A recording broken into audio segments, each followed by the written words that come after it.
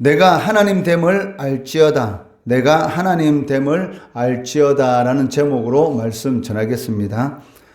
시편 46편은 이 찬양시로서 히스기야 왕 때에 이 아수르로부터 예루살렘이 구원받은 그러한 사건을 배경으로 하고 있습니다. 히스기야 왕 6년에 이 북이스라엘을 이 아수르가 멸망시키게 되고, 히스기야 왕 14년에 이 아수르가 예루살렘을 침공하게 됩니다. 아수르 왕 사네립은 이 라기스라는 곳에 머무르고 부하장수 랍사게와 이 대군을 보내어서 히스기야 왕으로부터 이 항복을 받아오도록 하는데, 이 랍사게는 이 항복을 받기 위해서 그 하나님을 비방하면서 항복하라고 요구하고 있다는 것입니다. 그때 이 여호와를 의뢰하는 이 히스기야 왕을 이스라엘 백성들이 믿지 말라라고 이렇게 말을 합니다. 왜냐하면 이 아수르가 많은 이 나라를 정복했는데, 그 많은 나라의 이 신들 중에 한 나라라도 자신의 이 땅을 그 아수르 왕으로부터 지켜냈던 그런 신이 있느냐는 것입니다. 즉, 이 하나님도 똑같은 그러한 자신들에게 정복당한 한 신의 이 불과한 존재라라고 이렇게 비방하면서 항복하도록 그 랍사게가 요구하였던 것입니다. 이때 히스기야 왕은 어떻게 합니까? 바로 이 아수르 왕이 보낸 이 편지를 가지고 성전에 올라가서 그 하나님 앞에 간절히 기도하게 되는데, 하나님께서는 이 히스기야 왕의 이 기도를 들으시고 이 주의 천사를 보내서 그 하루 저녁에 이 아수르 군사 그 18만 5천 명을 죽이시고 이 전쟁에서 그 이스라엘을 구원하는 그러한 것을 보게 됩니다. 이러한 사건을 배경으로 이 시편 46편이 기록되어 있다는 것이죠. 시편 46편이 바로 이 아수르로부터 구원받은 그러한 이 사건과 이 관련이 있다라고 보는 이유는 그 4절과 이 5절 말씀을 통해서 우리가 알 수가 있습니다. 한 시내가 있어 나뉘어 흘러 하나님의 성, 그 지존하신 이의 성소를 기쁘게 하도다. 하나님이 성중에 계심에 성이 흔들리지 아니할 것이라. 새벽에 하나님이 도우시리로다 라고 말씀하고 있다는 것입니다. 4절 말씀에 이 한 시내가 있어 나뉘어 흐른다라고 말을 하고 있는데, 여기서 말하는 이 한 시내는 그 히스기야가 그 아수르의 침공으로부터 이 예루살렘 성을 보호하기 위해서 그 지하로 그 인공수로, 즉 히스기야 이 터널의 이 수로를 의미하고 있습니다. 즉 이 예루살렘 성 밖에 있는 이 기온샘으로부터 이 예루살렘 성 안에 있는 그 실로암으로 이 물이 흐를 수 있도록 약 한 530m의 이 지하에 그 수로를 파게 되는데, 그 수로는 지금도 이 무릎 정도의 물이 계속적으로 흐르고 있는 것이죠. 이 한 시내가 바로 있어 나뉘어 흐르고 있다라고 말을 하고 있습니다. 이 기온샘의 물이 그 히스기야의 이 터널을 거쳐서 그 실로암 못에 이 저장이 되는데, 이 못이 바로 이 예루살렘 성 안에 있는 그 모든 사람들의 이 생명수가 되고, 그로 인해서 기쁨을 제공하였다라고 말을 하고 있습니다. 사네립이 히스기야 왕과 이 백성들을 향해서 하는 그런 모든 말, 그리고 이 행동들은 결국은 누구에게 하는 말입니까? 바로 여호와 하나님께 하는 말이다라고 말씀하고 있습니다. 열왕기하 19장 22절 말씀해 보시면, 내가 누구를 꾸짖었으며 비방하였느냐? 누구를 향하여 소리를 높였으며 눈을 높이 떴느냐? 이스라엘의 거룩한 자에게 그리하였도다라고 말씀하고 있습니다. 이 아수르가 이 예루살렘 성을 정복하지 못한 그 궁극적인 그 이유가 무엇입니까? 바로 하나님께서 그 성중에 함께 하시기 때문이다라고 말씀하고 있다는 것입니다. 새벽에 하나님께서 이 주의 천사를 보내서 이 아수르 이 군사 18만 5천 명을 이 송장이 되게 하는 그런 사건이 일어나는 것을 이렇게 목격하게 되는데, 이에 대해서 이 시편 46편의 기자는 무엇이라고 말하냐면, 그 새벽에 하나님이 도우신다라고 말씀하고 있다는 것이죠. 그러니까 구약 이 역사에 보면 그 하나님께서 이스라엘 백성들을 구원한 이 수많은 그러한 사건들이 있는데, 그러한 사건들의 많은 그런 이 일들이 이 새벽에 일어나는 것을 볼 수가 있습니다. 그 홍해가 갈라지는 것도 이 새벽에 갈라지게 되었고, 여리고 성이 무너지는 것도 새벽에 이렇게 무너졌고, 또 그 아수르로부터 예루살렘 성이 이렇게 구원받게 된 그 사건도 이렇게 새벽에 이렇게 일어나는 것을 이렇게 볼 수가 있다는 것이죠. 그러니까 이를 통해서 우리가 알 수 있는 것은 이 새벽이라는 이 단어가 의미하는 것이 무엇입니까? 그러니까 하나님은 이 세상을 이 어둠의 세상이다. 즉, 이 어둠이라는 것은 이 마귀의 이 역사를 이렇게 영적으로 의미하고 있는데, 이 어둠을 물리치는 것이 바로 이 새벽이지 않습니까? 이 새벽에 이 날이 밝아옴으로 인해서 이 어둠이 이렇게 물리치는, 즉, 이 새벽에 하나님의 이 역사가 이렇게 일어남으로 인해서 하나님께 이스라엘 백성들을 많이 구원해 주셨는데, 오늘날 신약 시대로 이렇게 의미한다면, 그러니까 새벽에 하나님 앞에 나와서 하나님의 자녀들이 부르짖는 그러한 기도는 하나님께서 반드시 응답해 주신다라는 것을 우리들에게 간접적으로 이렇게 보여주고 있다는 것이죠. 그러니까 예수님께서도 언제 이 기도를 하셨습니까? 그 새벽 미명에, 즉 새벽 미명에 이 한적한 곳을 찾아서 이 습관을 따라서 그 주님께서 기도하였다라고 성경은 이렇게 기록하고 있다는 것이죠. 그러니까 저녁에도 기도할 수도 있고 낮에도 기도할 수가 있는데, 굳이 성경에 새벽 미명의 한적한 곳을 찾아 습관을 쫓아서 주님께서 기도하였다라는 그 말이 이 성경에 기록되어 있고, 또 주님께서 그 새벽에 하나님과 깊은 교제를 하신 이유가 무엇입니까? 바로 이 하나님의 역사가 이 새벽에 이렇게 많이 일어난다는 그런 것을 우리들에게 보여주고 이렇게 있다는 것이죠. 왜냐하면 이 새벽이라는 것은 하루를 시작하는 것이고, 또 하루의 첫 시간을 이렇게 하나님께 드린다라는 그러한 이런 이 깊은 그런 이렇게 의미를 가지고 있고, 또 새벽 시간을 하나님께서 기쁘게 이렇게 받으신다는 것이죠. 그러니까 우리나라가 이 6.25의 이 폐허 가운데서, 또 일제 그 압제 가운데서 이 기독교가 이게 살아남게 되고, 이렇게 빠른 시간 안에 이 경제적인 이 부흥과, 그리고 영적으로 이 땅 가운데 이렇게 부흥의 역사가 일어날 수 있었던 그 원인이 무엇이냐면, 사실은 이 새벽 기도입니다. 그러니까 전 세계에서 이 새벽 기도가 있는 나라는 우리나라밖에 없죠. 그러니까 하여튼 하나님께서 우리나라를 이렇게 사용하시는데, 사실 그 국민들의 그러니까 국민들이 그 나라 이 민족들이 가지고 있는 그런 이런 민족성도 하나님께서 다 사용하고 있거든요. 근데 우리나라 사람들은 어떠한 이런 민족성을 가지고 있습니까? 이 새벽에 이 모욕 제기하고 이 정한수를 떠놓고 이렇게 조상 그 신들에게 아니면 이렇게 비는 그러한 이러한 그런 이런 습관이라든지 이런 전통이 있지 않습니까? 그러니까 그런 것을 하나님께서 어떻게 보면 이게 잘 사용을 하셔가지고, 그러니까 우상 앞에 이게 기도하는 것이 아니라 이 하나님 앞에 이렇게 기도하도록 이렇게 만드심으로 인해서 정말 이 폐허 가운데서 그 짧은 그 기간 동안 이 경제 부흥을 이렇게 일으키시고, 또 영적으로 이렇게 부흥을 일으키는 것을 볼 수가 있는데, 그것이 바로 이 새벽에 이 모든 이 한국 이 믿는 사람들이 이렇게 기도하였기 때문에 그런 역사가 일어났다라고 할 수가 있습니다. 그런데 오늘날 이 교회가 이렇게 약해지는 그 궁극적인 그 원인이 무엇이냐면, 사실은 이 새벽에 이렇게 모이는 사람들이 요즘은 거의 사실 없습니다. 특히 우리 이 지역, 이 장로 지역을 이렇게 보더라도 사실 새벽 기도를 하지 않는 그런 교회도 사실 엄청나게 지금은 많습니다. 왜냐하면 새벽에 사람이 이렇게 모이지 않는다는 것이죠.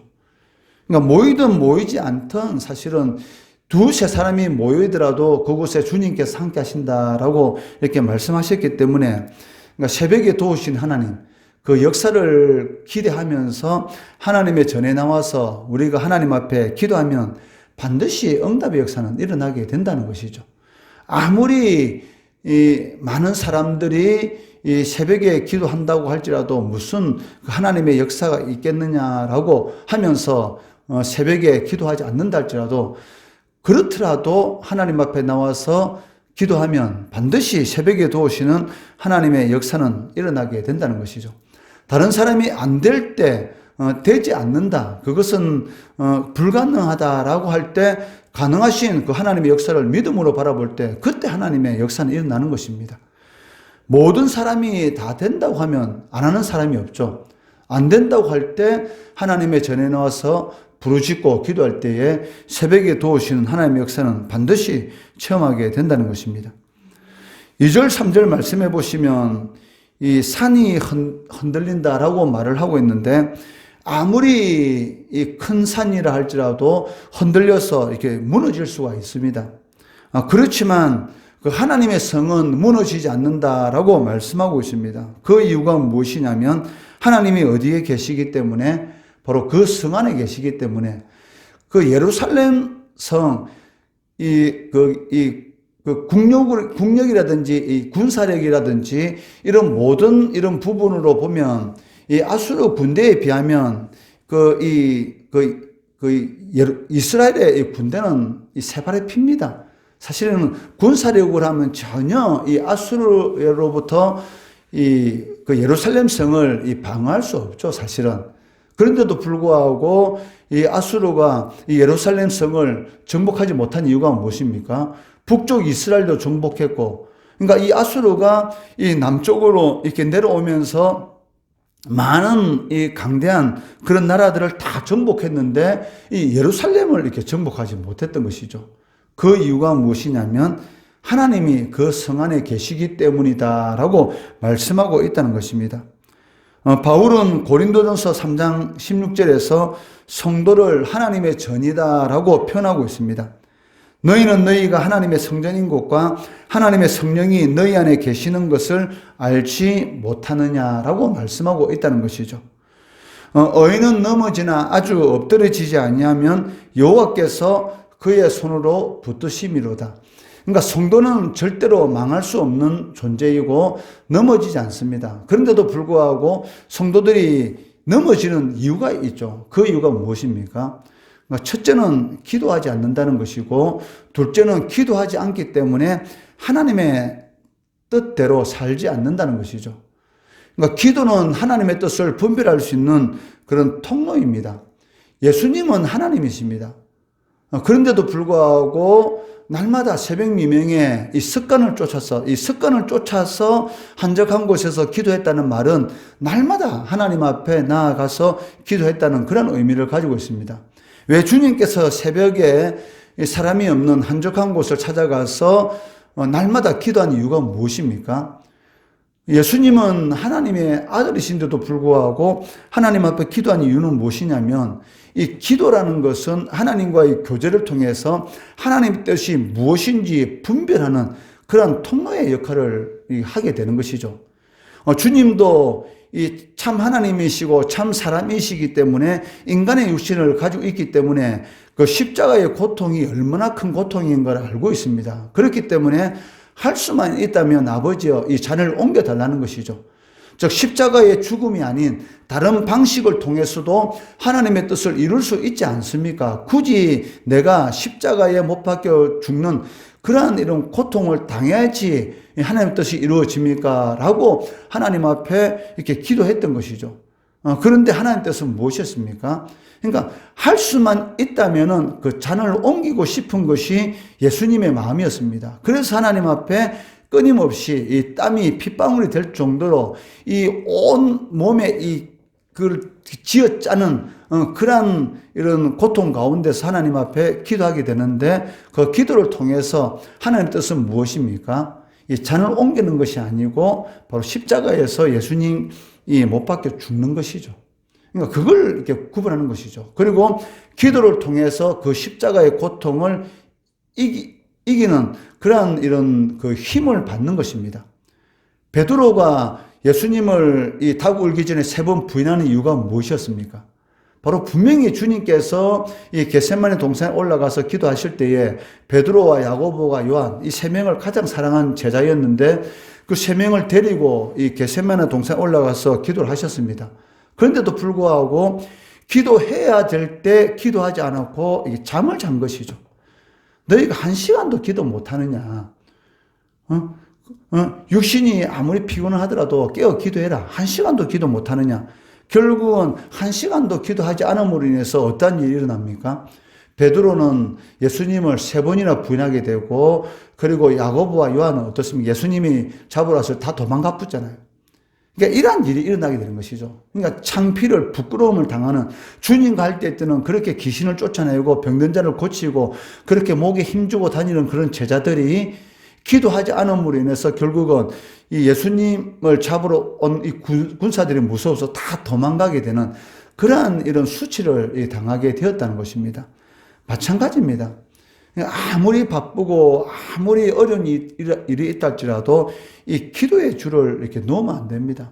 그거는 목사도 마찬가지고 성도들도 마찬가지입니다. 목사도 기도하지 않으면 넘어지고 쓰러지고 일어날 수 없게 되는 것이고, 성도들도 기도하지 않으면 넘어질 수밖에 없다는 것이죠. 의인은 넘어지나 예수 믿는 사람들도 넘어질 수 있지 않습니까? 그렇지만 아주 엎드려지지 않을 수 있는 것은 여호와께서 붙들어 주시기 때문에, 마귀가 끊임없이 베드로를 공격했는데 그 베드로가 완전히 엎드러지지 않을 수 있었던 그 힘이 무엇이었습니까? 마귀가 밀가 부르듯이 이 베드로를 공격했는데 예수님께서 베드로를 위해서 기도했기 때문이다. 이렇게 말을 하고 있어요. 그러니까 기도라는 것은 성도를 붙들어주는 그런 능력인 것이고, 기도라는 것은 이 하나님의 뜻을 분별할 수 있는 것이고, 기도하는 것은 이 마귀의 시험에 들 순간에 시험에 들지 않도록 이 막아주는 그런 피난처요 도움이 되는 그런 도구가 된다는 것입니다. 시편 46편의 주제는 이 1절 말씀에 잘 나타나 있습니다. 하나님은 우리의 피난처시요 힘이시니 환난 중에 만날 큰 도움이시라. 그러니까 하나님이 우리의 도움이 되신다. 하나님만이 우리의 도움이 되신다. 언제 도움이 되신다는 것입니까? 환난 가운데서. 그러니까 성도가 어려운 일 겪었을 때 반드시 하나님께서 도움이 되시는데, 이 도움이 되시는 그 하나님의 도움을 받지 못하는 이유가 무엇입니까? 그러니까 기도하지 않는다는 거예요. 궁극적으로는 기도하지 않는다는 것입니다. 그것은 우리가 잘 알고 있지 않습니까? 그렇게 막강한 영향력을 발휘하는 교회가 어느 순간에 세상으로부터 욕을 들어먹는 그러한 이유가 무엇입니까? 성도들이 기도하지 않아요. 기도원을 가보더라도 텅텅 비어 있습니다. 기도하는 사람이 없습니다. 그렇지만 그 얼마 전까지만 하더라도 어떻습니까? 이 기도원의 산에서는 이 산 곳곳에 앉아서 주여 부르짖는 소리가 들렸고, 이 우스개 소리라도 이 소나무를 붙들고 소나무 하나 뽑아야지만이 그래도 어떻습니까? 좀 기도했다. 이런 말이 이렇게 유행했는데 어느 순간인가 소나무 한 뿌리라는 소리가 완전히 없어졌잖아요. 그만큼 기도하지 않는다는 것이죠. 물론 먹고 살만하니까 이게 이제 가장 큰 문제죠. 먹고 살만하니까. 먹고 살만할 때가 가장 위험할 때입니다. 어떻게 보면. 좀 못 먹고 살아야 되는데 너무 잘 먹고 살다 보니까 기도하지 않고, 그것이 사실은 결국은 이 인생을 이렇게 비참하게 만드는 그런 원인이 되는 것이죠. 환난 날에 이 도움이 되시는 분은 우리 하나님 한 분밖에 계시지 않습니다. 사람이 도움을 도와줄 것 같지만 그 순간입니다. 사실은 자기에게 도움이 되지 않는다라고 판단되면 언제든지 손절할 수 있는 존재가 사람입니다. 그렇지만 하나님은 안 그렇지죠. 우리를 얼마나 사랑하셨기에 예수님을 십자가에 못 박혀 죽이시면서까지 우리를 사랑하셨지 않습니까? 여기 환난이라는 것, 이 1절 말씀에 이 환난 중에 만날 큰 도움, 이 환난이라는 이 단어는 복수형으로 되어 있기 때문에 인간이 겪을 수 있는 모든 종류의 고통을 의미합니다. 그러니까 모든 종류의 고통 가운데서 우리를 구원해 주신다 라고 이렇게 말씀하고 있다는 것이죠. 무서운 지진으로 인해서 그 산이 무너지고 그리고 바다 깊은 곳으로 빠져들어가고 지진의 영향으로 인해서 이 산을 덮치는 그러한 일이 있다 할지라도 하나님이 함께 하시면 흔들리지 아니하리로다 라고 말씀하고 계시다는 것이죠. 이러한 온갖 종류의 고난 속에서도 시편 기자의 이 믿음의 고백을 볼 수 있는데 10절 말씀해 보시면 이르시기를 너희는 가만히 있어 내가 하나님 됨을 알지어다. 내가 문나라 중에서 높임을 받으리라. 내가 세계 중에서 높임을 받으리라 하시도다. 그러니까 어떤 문제가 일어났을 때 어떻게 해야 됩니까? 그러니까 하나님의 역사를 바라보면서 가만히 있는 것이죠.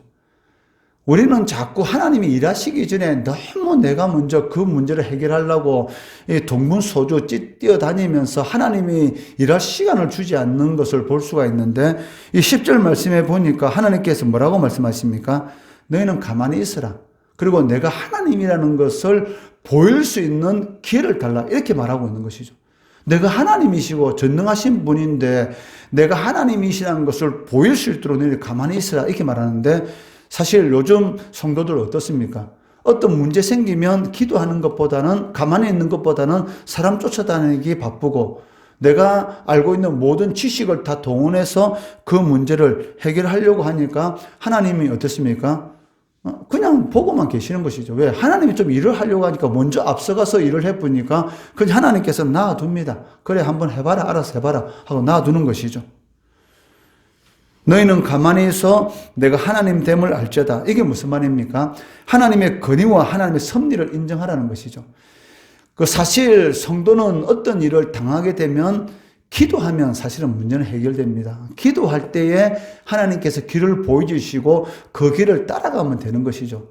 그런데 내가 먼저 앞서가니까 문제 생깁니다. 어린아이들이 부모님 앞서가려고 하잖아요. 처음 기인데도 자꾸 앞서가려고 할 때 부모 어떻게 합니까? 손을 꽉 붙들고 있지 않습니까? 앞서 못 가도록. 왜? 부모가 손 나쁘면 그의 길을 잊어버립니다. 미화됩니다. 그렇기 때문에 애들은 자꾸 앞으로 나아가려 해요. 그럴 때마다 이 부모들은 그 손을 꽉 잡고 있는, 애가 손 잡고 있는 것이 아닙니다. 부모가 잡고 있는 것이죠. 마찬가지로 어떤 일을 당하게 될 때 하나님께서 일하시기를 원하시는데 자꾸 우리는 하나님이 일 못하도록 이렇게 만드는 것을 볼 수가 있는 것이죠. 그렇기 때문에 성도의 삶 가운데서 이 기도라는 것은 어떻게 보면 그 생명이다라고 말을 할 수가 있다는 것입니다. 히스기야 왕이 아수르에 의해서 위기를 당한 그 순간에 그 예루살렘 성전에서 하나님 앞에 간절히 기도할 때에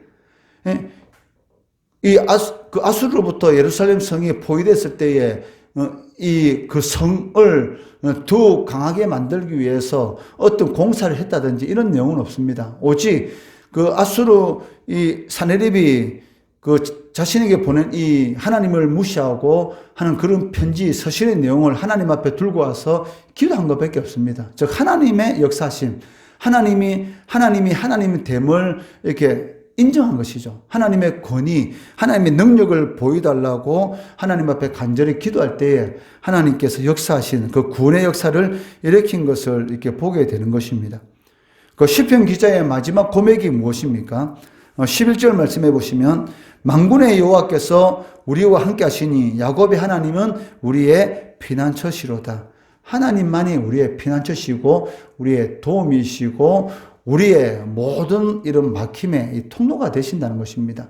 산을 평지로 만드시고 그리고 광야에 물길을 여시는 분, 그것은 하나님이십니다. 길을 열어주신다는 것이죠. 어떤 상황 가운데서도 하나님의 됨을 인정한다면, 그러니까 하나님께서 일하시는 기회만 제공해 주시면 하나님께서 너무 기쁘시게 행복한 마음으로 일을 하는 것이죠. 그러니까 다니엘의 세 친구 그리 아니하실지라도, 그러니까 우리가 그 우상 앞에 절하지 않음으로 인해서 우리가 풀물불 가운데서 죽을 수 있다. 그렇지만 하나님께서 우리를 구원해 주실 것이다. 그렇지만 구원해 주지 않는다 할지라도 우리는 우상 앞에 절할 수 없다. 이게 무슨 말입니까? 하나님이 일하시는 그 기회를 이렇게 제공하는 것이죠. 그러면 하나님의 역사하십니다.